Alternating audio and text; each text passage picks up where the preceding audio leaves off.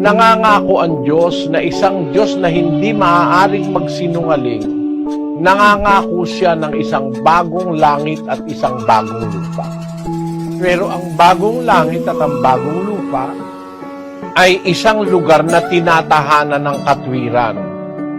Ang mga taong makakarating doon, yung mga taong marunong sumunod sa katwiran ng Diyos. Hindi yung mga taong walang katwiran. Hindi yung mga taong mamamatay ng kapwa, hindi yung mga taong masama ang kalooban sa kapwa, hindi yung mga taong rebelde sa paningin ng Diyos.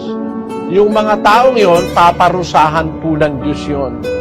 Pero yung mga taong susunod sa Diyos, yon ang magkakaroon ng pagkakataon sa buhay na walang hanggan sa bagong langit at sa bagong lupa. Yan po ang mensahe ng Biblia, mga kababayan.